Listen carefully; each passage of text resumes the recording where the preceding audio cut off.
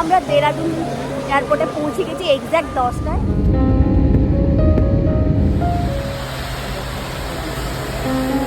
হর হর মহাদেব। আশা করছি ভালোভাবে যেমনভাবে যাচ্ছি সেইভাবে সুস্থভাবে ঘুরে আসতে পারবো।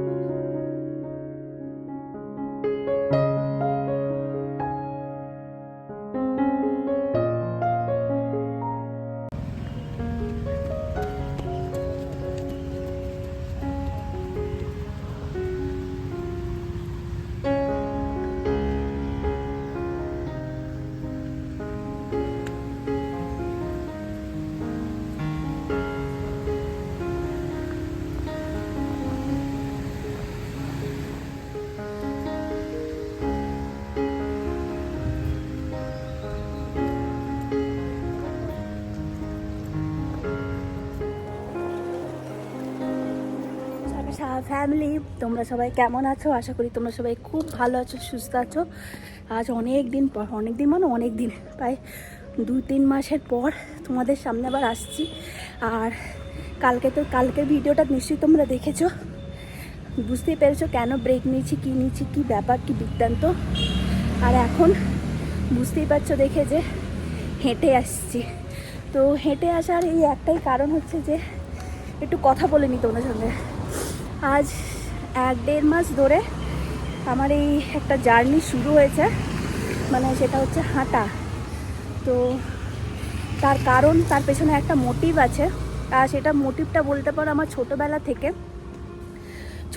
থেকে সেই মোটিভটা আছে যে কোনো এক সময় আমি ট্রেকিং করে যাব তার কাছে, তো হেঁটে যাব তার কাছে। আর সেই জন্যই, কার কাছে সেটা বলছি, আর সেই জন্যই আজকের এই জার্নিটা শুরু হয়েছে 1.5 মাস আগে থেকে। তার মধ্যে তো তোমরা দেখিছো আগের ভিডিওটা, আগের দিনের, যে আমার অপারেশন হয়েছে, তার জন্য আমি একটু খুব ডিস্টার্বও ছিলাম। আরও অনেক কিছু ম্যাটার ছিল যেগুলো নিয়ে একটু ডিস্টার্বও ছিলাম। আর শরীরও ঠিক ছিল না, তাই জন্য টোটালি বন্ধ করে দিয়েছিলাম ব্লগিং করা। আর এর মধ্যে শরীরটা একটু একটু করে রিকভার করছিলাম। আর রিকভারের সঙ্গে সঙ্গে মনে একটা আশাও ছিল যে আমাকে করতেই হবে, ঠিক হতেই হবে তাড়াতাড়ি। যদিও হয়তো এই প্রবলেমটা আমার আবার ফেস হতে পারে, তার কারণ হচ্ছে যেহেতু আমার এই প্রবলেমটা কানের আর ব্রেনের, তো সে হতে পারে যে আমি ফ্লাইটে গেলে আমি কিছু প্রবলেম ফেস করতে পারি, কিন্তু সেটা আমি এখনও জানি না কি হবে। তাও মনে ভরসা রেখে যে যার কাছে যাচ্ছি সে ঠিক খেয়াল রাখবে, সেই ভেবেই যাচ্ছি। কেননা অপারেশনের পরে এই প্রথম আমি বলতে পারো ফ্লাইটে মানে জার্নি করবো আর কি। তো এর আগে করিনি, এই প্রথম। তো হতে পারে আমি কিছু প্রবলেম ফেস করব হয়তো, তো সেটা দেখব কি হচ্ছে। তো আপাতত যেখানে যাচ্ছি সেটা হচ্ছে কেদারনাথ, যেটা আমার ছোটোবেলাকার স্বপ্ন, ছোটো থেকে চেয়ে এসেছি যাব করে। যদিও মধ্যেখানে আর একবার মনে হয়েছিল যে হয়তো হবে না, তার কারণ কিছুদিন আগে তোমরা দেখেছো উত্তরাখণ্ডের কীরকম সিচুয়েশন।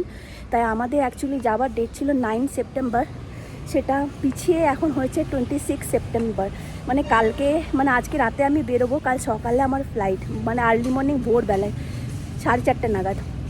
তো আজকে আমি বেরোবো ওই 12টা, রাত্রিবেলা খাওয়া দাওয়ার পরে 12টা বা 1টা করে। তো হোপফুলি যে কিছু প্রবলেম হয়তো ফেস করবো না, আশা করছি। তো দেখা যাক কী হয়। তো ভাবলাম তোমাদের সঙ্গে এই জিনিসটা শেয়ার করি। আর আমি সবটাই ভিডিও করব, কিন্তু ওখানে তো জানো নেটওয়ার্কের অবস্থা, কিন্তু আমি হয়তো পরপর করে এখন ভিডিও দিতে পারবো না যতদিন না ফিরে আসছি। যদি সুযোগ হয় ওখানে নেটওয়ার্ক পায়, সব কিছু করতে পারি, তাহলে হয়তো আমি 1-2 ভিডিও দিতে পারি, বা ছোটো ছোটো রিল, মানে ছোটো ছোটো স্টোরি করে, মানে ছোটো ছোটো কিছু ক্লিপ তুলে তোমাদেরকে পাঠাবো, তোমাদের সঙ্গে শেয়ার করব ওখানকার এনভায়রনমেন্ট, ওখানকার কীরকম সিনারি। বুঝতেই পারছো কত সুন্দর হবে। আর কি হবে সেটা আমি নিজেও এখনও ভাবতে পারছি না, আমি নিজেই খুব এক্সাইটেড। আর হোপফুলি সব ঠিকঠাক যেন হয়, এটাই আশা করছি। একবার রিস্কিডিউল করা হয়েছে, মানে পোস্টপন্ড করা হয়েছে, পেছনও হয়েছে। এরপর যেন আর কোনো কিছু প্রবলেম না হয়, শুধু ভোলে বাবার কাছে ওটাই প্রার্থনা করছি যেন তার কাছে ঠিকঠাকভাবে পৌঁছাতে পারি। তারপর বাকিটা তো যা হবার যা হবে, তখন দেখা যাবে। শুধু ওনার কাছে যেন পৌঁছাতে পারি, এটাই ভাবলাম তোমাদের সঙ্গে এটা শেয়ার করব। তাই আজকে তোমাদের সঙ্গে ভিডিওটা করছি, যাওয়া পর্যন্ত সব ভিডিও আর ফিরে আসা পর্যন্ত সবটাই ভিডিও করব। আর তোমাদের সঙ্গে ফিরে এসে শেয়ার করব আমার এক্সপিরিয়েন্স, আমার অনুভূতি, আমার অভিজ্ঞতা কেমন ছিল, যাতে তোমাদের সুবিধা হয়। আর একটা যেটা স্পেশাল কথা এবার, সেটা হচ্ছে আমি আমার ছেলে, আমার বর সবাইকে রেখে আমি একা যাচ্ছি। একা মানে এটা হচ্ছে একটা 5 জন মেয়ের গ্রুপ, তার মধ্যে আমি 2 জনকে চিনি আর বাকি 3 জনকে চিনি না, মানে আর বাকি আরও 2 জনকে চিনি না, আর 2 জনকে চিনি। তো তো সেটাই, তো আমি একা যাচ্ছি এই জার্নিতে, আর সেই জন্য একটু তো মনে চিন্তা আছে, যেহেতু সঙ্গে বাড়ির কোনো লোকজন নেই, তারাও মেয়ে, তাই তাদের ওপর যে ভরসা করব আমার কিছু হলে, কোনো কিছু হলে, সেটা সবটাই নিজেকে সামলাতে হবে, নিজেকে টেক কেয়ার করতে হবে, নিজের ব্যাপার টোটালটাই নিজেকে দেখে, নিজেকে সাবধানে চলাফেরা করে ভালোভাবে ঘুরে আসতে হবে সশরীরে, যাতে আমি ভালোভাবে দেখে ঘুরে আসতে পারি। এটাই তোমরাও প্রে করো, আমি তো মনে মনে সেটা চাইছি। তবে এইটুকু জানি, যার কাছে যাচ্ছি সে ঠিক দেখে রাখবে। তবে একটা নতুন অভিজ্ঞতা হবে, এক্সপিরিয়েন্স, আর আমি ওই জন্যই তোমাদের সঙ্গে শেয়ার করতে যাই, যাতে তোমরাও এরকম যারা আছো, যারা সবসময় হয়তো মনে কিছু চাও কিন্তু ফ্যামিলির কোনো সঙ্গে কারো সঙ্গ পাও না বলে হয়তো যেতে পাও না, একবার ভেবে, একবার একটু সাহস করে বেরোতে পারো যে আমি পারবো বলে। আমিও তাই করেই বেরোচ্ছি, যেহেতু সাহাও যাচ্ছে না, আদিকে তো নিয়ে যাওয়া যাবেই না এখন, আর আদির আবার পরীক্ষা আছে অক্টোবরের 6 তারিখ না 7 তারিখ থেকেও। তো তার মধ্যে আমি ফিরে আসবো। আমি ফিরে আসছি 1 তারিখে রাতে, মানে নবমীর দিন রাতে। পুজোর সময় আমি এটা যাচ্ছি ভেবেছি, এটা আমি চাইনি যে পুজোর সময় আমি বাড়ির বাইরে থাকি, কিন্তু যেহেতু পোস্টপোন করে করতে হয়েছে, আর ভাই ফোটার দিনে কেদারনাথের মন্দির আবার বন্ধ হয়ে যায়, তো তাই জন্য এখন খুব ওই লাস্টের দিকটা, লাস্ট মান্থটা খুবই রাশ থাকে, যেহেতু বন্ধ হয়ে যাবে বলে, ক্লোজ হয়ে যায় বলে, তাই এই সময়টায় ডেটটা ঠিক করা হয়েছে। আর সব দিক দেখে তাই এটা পুজোর সময় পড়েছে, যদিও পুজোর সময় বাড়ির বাইরে ছেলেকে ছেড়ে স্পেশালি যাওয়ার ইচ্ছা ছিল না, কিন্তু তাও যাচ্ছি। তো এত কিছু করে, এত কিছু ভেবে, এত কিছু স্যাক্রিফাইস করে যখন যাচ্ছি, স্যাক্রিফাইস বলবো না, নিজের মনের ইচ্ছা পূরণ করতে যাচ্ছি আর কি, তো যেন সেটা সম্পূর্ণ হয়, এটাই ভোলে বাবার কাছে, মহাদেবের কাছে সেটাই প্রার্থনা। আর তোমরাও একটু প্রে করো। চলো বাকিটা বাড়ি গিয়ে বলছি। বাড়ি ফেরার পথে একটু নিয়ে নিলাম বেলপাতা, ফ্রেশ বেলপাতা, যেহেতু আজকেই বেরোবো তাই ঠিক করেছিলাম এখান থেকে একটু বেলপাতা, একটু ধুদ্র ফল, আর যদি আর কোনো আকন্দ ফুল এসব কিছু পায় সেগুলো সব নিয়ে যাব আমার ভোলে বাবার জন্যে। তো যাই হোক, বেলপাতাটা পেয়ে গেছি, দেখি আকন্দ ফুল বা ধুদ্র ফুল বা ধুদ্রর ফলটা যদি পায়। আর বাড়িতে একটু বানিয়ে নিয়েছি ব্রেকফাস্ট, একটু পনির দিয়ে স্যান্ডউইচ আর চা, আর সাহা খাচ্ছে জ্যাম টোস্ট আর অ্যাপেল আর ডিম। আমি তো আজ 10 দিনের মতন হয়ে গেল কোনো ননভেজ খাইনি, তাই একটাও আমি খাচ্ছি না, যেহেতু যাব বলে। তো যাই হোক, চলো তোমাদের সঙ্গে শেয়ার করে নিই আমার এই জার্নির জন্যে আমি এই একটা ছোট্ট ব্যাগের মধ্যে কী কী ভরেছিলাম। এই ব্যাগটা আমি কিনেছিলাম স্পেশালি এই জার্নিটার জন্যে, এই ট্রিপটার জন্যেই, যেহেতু ট্রেকিং করতে হবে বলে এইরকম একটা ব্যাকপ্যাক কিনেছিলাম আমি। আর তার মধ্যে এই কয়েক সেট শুধু জামা কাপড়, তাতে খুবই মানে যতটুকু না হলে নয় ততটুকুই। তার কারণ হচ্ছে বইতে তোমাকেই হবে, তোমার হয়ে কেউ বইয়ে দেবে না, তাই পিঠে করে তোমাকে নিয়েই ঘুরতে হবে, বাড়ির তো আর কোনো লোক নেই যে সাহায্য করবে। তো এই দু তিন সেট জামা আর এই দুটো ট্রেকিং প্যান্ট, একটা থার্মাল নিয়েছিলাম লোয়ার, নিচেরটা আর ওপরেরটা দুটোই, থার্মালটা মাস্ট, ট্রেকিংয়ের জন্য লাগবেই। এইদিকে রেনকোট, আর এইদিকে একটা ঠান্ডার জন্য জ্যাকেট। এই জ্যাকেটটা খুবই হালকা, এটা আমি ডেকাথলন থেকে কিনেছি, -5 ডিগ্রি টেম্পারেচার অবধি এটা কাজ করবে। এইদিকে কিছু এনার্জি বার, চকলেটস, এগুলো ট্রেকিংয়ের সময় কাজে লাগবে খেতে, নিজেকে এনার্জি বুস্ট করার জন্যে। আর যা যা আমার ওষুধপত্র যাবতীয় জিনিস আমি মনে করেছি লাগবে সেইগুলো, আর তার সঙ্গে একটা গ্লুকন্ডিও নিয়েছিলাম, কেন এনার্জি ড্রিঙ্ক, এনার্জি বার এগুলো দরকার ট্রেকিংয়ের সময়, কেন প্রচুর হাঁটতে হয়। এইদিকে একটু নিয়ে নিয়েছিলাম কর্পূর, তার কারণ কয়েকটা ভিডিও দেখেছিলাম, বলেছিল যে ট্রেকিংয়ের সময় যখন ওপরে উঠি, যখন যদি ব্রিদিং প্রবলেম হয়, তখন এই কর্পূর নাকি খুব হেল্প করে, কর্পূরের এই গন্ধ তখন শুকলে ব্রিদিং ইস্যুটা সলভ হয়ে যায়। এই যে বেলপাতা কিছুটা ঢুকিয়ে রেখেছি, তার সঙ্গে নিয়ে নিয়েছি একটা ঘিও, ওখানে গিয়ে মহাদেবের মাথায় দেওয়ার জন্যে। এইদিকে একটা পেন রিলিফ প্যাচও নিয়ে নিয়েছি, কেন প্রচুর হাঁটার পর পায়ে খুব ব্যথা হবে, তখন এই প্যাচটা লাগিয়ে দিলে ইমিডিয়েট কাজ করবে। এইদিকে একটা পেপার স্প্রে নিয়েছি, যদিও এটা দরকার নয়, তাও যেহেতু প্রথমবার একা এভাবে বেরোচ্ছি তাই নিজের সেফটির জন্য। এইদিকে একটা থার্মাল ফ্লাক্স আর এইদিকে অক্সিজেনের ক্যান। তবে এই অক্সিজেনের ক্যান সাধারণত এয়ারপোর্টে নিয়ে যেতে দেয় না, আটকে দেবে মনে হয়, হয়তো আমিও নিয়ে যেতে পারবো না। এইদিকে একটা আমি নিয়েছি সব ক্রিম যাবতীয় যেগুলো লাগবে, আর এই ক্রিমটা আমি এর মধ্যে ভরে নিয়েছি, দেখতেই পাচ্ছ। তো যাই হোক, এটা অরবিটের কিন্তু মানে ওই চুইংকামের কোনো বোতল না, মানে কি বলবো, আদির কাছ থেকে নিয়ে ধুয়ে টুয়ে ওখানেই ক্রিমগুলো ভরে নিয়েছিলাম। আর ফেস ওয়াশ এগুলো যা যাবতীয় জিনিসপত্র লাগে সেগুলো টুকিটাকি। আর এইটা আমি কিনেছিলাম ঠিকই বডি হিট করার জন্যে, তবে আমার মনে হয় না এটা লাগবে বলে। এইটা খুব মানে এমার্জেন্সি পারপাস আমি কিনে রেখেছি, এইটা না নিলেও চলবে। তাই তোমরা যদি কেউ ভাবো যাবে কেদারনাথ, এইটা তোমরা অপশনাল, এটা বাদ দিতেই পারো, এটা লাগবে না। এইদিকে একটা টর্চ, এটা আমি কিনেছি এই ট্রেকিংয়ের জন্যেই। এই যে দেখতে পাচ্ছ, খুব সুন্দর আর খুব কাজেরও কিন্তু। এটা হেড টর্চ, মাথায় লাগানো। তো এই একটা টর্চ আর একটু ভেসলিন যদি লাগে বলে আর কি, তবে ওইখানে গিয়ে এত কিছু আর দরকার হবে বলে মনে হয় না। তো যাই হোক, এইদিকে একটা ওয়েট টিস্যু, আর যেটা নিয়েছি এটা কাজে লাগে অনেক সময়, কেন বৃষ্টি টিষ্টি হলে এটা খুবই কাজে লাগবে। এটা হচ্ছে শু কভার, দেখতেই পাচ্ছ। তুমি জুতো পরে থাকলে তার ওপরে এটা পরে নিলে তোমার জুতোটা কিন্তু নষ্ট হবে না, নোংরা হবে না, কাদার জলে ভিজেও যাবে না। আর 2-3 জোড়া নিয়েছি আমি সক্স, এই একটা ছোট্ট টাওয়াল, সব চান টান করার সময় লাগবে বলে। এইদিকে একটা পাওয়ার ব্যাঙ্ক, আর এইদিকে আমার হাতের গ্লাভস। এইটা হচ্ছে আর একটা আমার ব্যাগ, কেন ট্রেকিংয়ের সময় তো এই বড় ব্যাগটা নিয়ে তোমাকে ওপরে উঠতে দেবে না। ট্রেকিংয়ের সময় ম্যাক্সিমাম 4 কেজি থেকে ব্যাগ, তোমাকে 4 কেজির মতন ব্যাগ নিয়ে তুমি ওপরে ট্রেকিং করতে উঠতে পারবে। এইটা একটা রেন কভার ব্যাগের, আর এই দুজোড়া টুপি ঠান্ডার জন্য। বাস এই ছিল আমার মোটামুটি লাগেজের জিনিসপত্র। আর এই একটা ব্যাগ যেটা সবসময় আমার কাছে থাকবে, যেখানে কিছু পয়সা টয়সা কাগজপত্র যেগুলো ইমিডিয়েট লাগবে সেসব জিনিস রাখার জন্যে। তো এই ছিল টোটাল আমার লাগেজের জিনিসপত্র, কী আমি ভরেছি এই ব্যাগটার মধ্যে, সেটা তোমাদের সঙ্গে শেয়ার করলাম। আশা করছি তোমাদের কাজে লাগবে। আর এইদিকে পেয়ে গেছি দেখো ধুতরোর ফলটাও, এবার এইগুলোকেও ব্যাগের মধ্যে ঢুকিয়ে নেবো ঠিকভাবে ভোলে বাবার জন্যে। এই ইয়েগুলো সার ফারগুলো আছে। হ্যাঁ, এইগুলো থাকে, এগুলো না।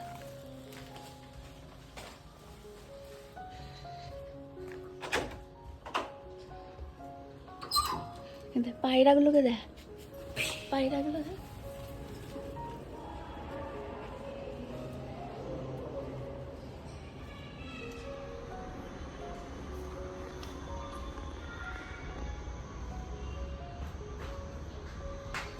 আমি হয়ে গেছি রেডি, ঘড়িতে এখন বাজছে দেখো 12টা এক্স্যাক্ট।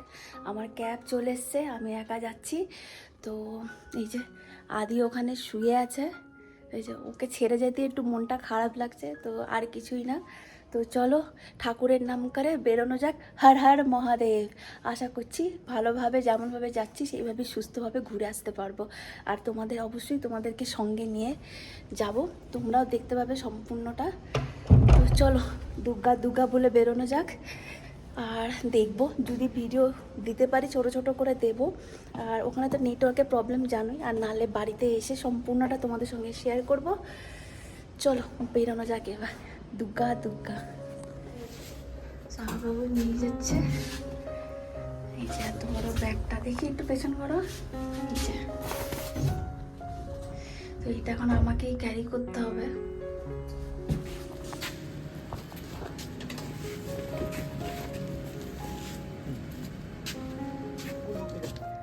टोल में नहीं जाता। हाँ मैं किधर नहीं जाता। टोल में 120 है ना? हाँ टोल में 120। চলো আসছে না।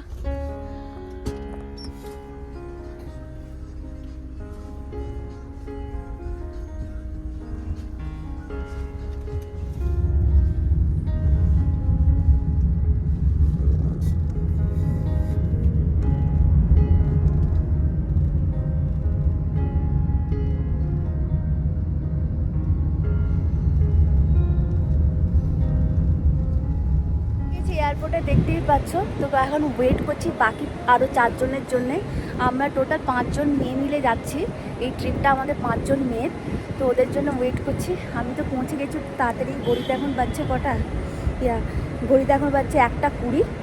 তো কিছুক্ষণ ওয়েট করে দেখি, তারপর একসঙ্গে ঢুকবো। তো চলো, ভালো লাগছে, এক্সাইটেড লাগছে। তার কারণ হচ্ছে একা একা এই প্রথমবার এরকম একটা জায়গায়, উত্তরাখণ্ড, তাও আবার কেদারনাথ, একা একা যাচ্ছি, ফ্যামিলির কেউ নেই। তো এক্সাইটেড লাগছে, ভালোও লাগছে, একটু একটু তো নার্ভাস আছিও। বিশেষ করে এই রাতের বেলায় ক্যাবে আসার সময় নার্ভাস হচ্ছিলাম খুব। তার কারণ ব্যাঙ্গালোরে আজকাল তো তোমরা হয়তো নিউজে অনেক শুনছো, অনেক কিছু হচ্ছে, মানে আজকাল দিনকাল তো ভালো না, তাই ক্যাবে একা আসতে একটু ভয় লাগছিল। তবে ক্যাবওয়ালাটা খুব ভালো ছিল, উনিও ট্রেকিংয়ের ব্যাপারে অনেক গল্প বলছিল আর কি, আর সেটা শুনছিলাম। মাঝে মাঝে ওর ঘুম চলে আসছিলো, তোকে আবার একটা চকলেট দিলাম, ও খেলো। তো যাই হোক, বেশ জার্নিটা ভালো ছিল, ক্যাবের জার্নিটা। তো পৌঁছে গেছি সেফলি এয়ারপোর্ট, আর কোনো চিন্তা নেই, এবার ওদের জন্য ওয়েট করি। চলো আমি একটু এগিয়ে ভেতরে গিয়ে দাঁড়াই।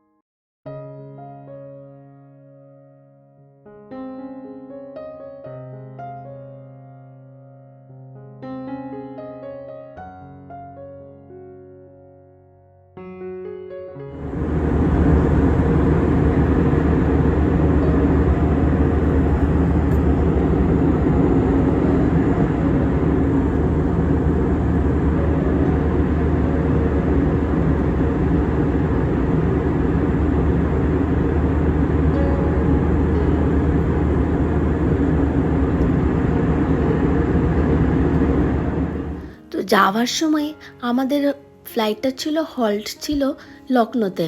লখনৌ থেকে আবার আমাদের আর একটা ফ্লাইট চেঞ্জ করেছিল, দেরাদুনের ফ্লাইট। তো আমরা এখন পৌঁছে গেছি লখনৌ। এই যে নেমে গেছি, এখান থেকে আবার 8:55 আছে লখনৌ থেকে দেরাদুন যাওয়ার ফ্লাইট। এটা হচ্ছে লখনৌর এয়ারপোর্ট। এখানে দেখো মাতাজির কি সুন্দর ছবিটা লাগানো আছে, খুব সুন্দরভাবে সাজানো গোছানো আর কি। এবার যাই আস্তে আস্তে, চলো। এইটা হচ্ছে লখনৌর এয়ারপোর্ট। প্রথমবার এলাম এই এয়ারপোর্টে, আর দেখলাম খুব সুন্দরভাবে সাজিয়েছে। এই যে যাওয়ার রাস্তাটা দুদিকটা কি সুন্দর এগুলো লাগিয়েছে, ফ্লাওয়ার্সগুলো দেখতে এত ভালো লাগছিল। আমরা এখানে অনেক একটু ফটো টটো তুললাম সবাই মিলে।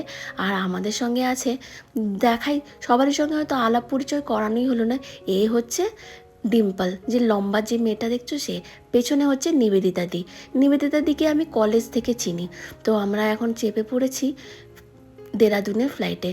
তো দেখতেই পাচ্ছ, যখন অন্য কোনো সিটিতে আমরা যাই শুধু বিল্ডিংই দেখা যায়, কিন্তু এই দেরাদুন উত্তরাখণ্ডে দেখতে পাচ্ছ চারদিকটা গাছে ভর্তি, জঙ্গল, আর মধ্যেখান দিয়ে বয়ে যাচ্ছে প্রবল বেগে গঙ্গা রিভার, আরও অন্যান্য রিভার, সব কিছু দূর থেকে ঠিক বোঝা যাচ্ছে না কি, তবে বুঝতে তো পারা যাচ্ছে কোনো রিভার যাচ্ছে নিজের গতিপথ ধরে, আর আপন মনে বয়ে যাচ্ছে। আর দেখো চারদিকটা পুরো গাছে সবুজ, কোনো কংক্রিট নেই, কোনো বাড়িঘর নেই।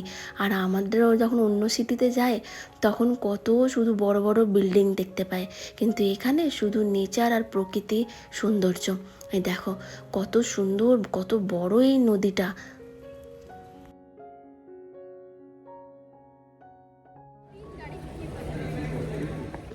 পৌঁছে গেছি দেরাদুন এয়ারপোর্ট, আর এয়ারপোর্টে ঢুকেই এই চারধামের এই ফটোটা দেখতে পেলাম।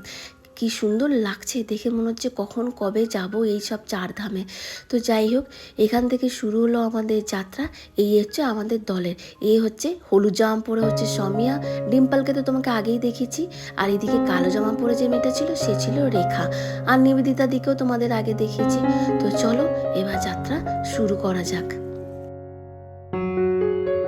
আমরা দেরাদুন এয়ারপোর্টে পৌঁছে গেছি এক্স্যাক্ট 10টায়। তো লখনৌ থেকে দেরাদুন আসতে বেশিক্ষণ টাইম লাগলো না, ওই 1 ঘন্টার মতো লাগলো। 8:55 ছেড়েছিল ফ্লাইট, 10টার মধ্যে পৌঁছে গেছি। তো এবার আমরা যাবো গুপ্তকাশী।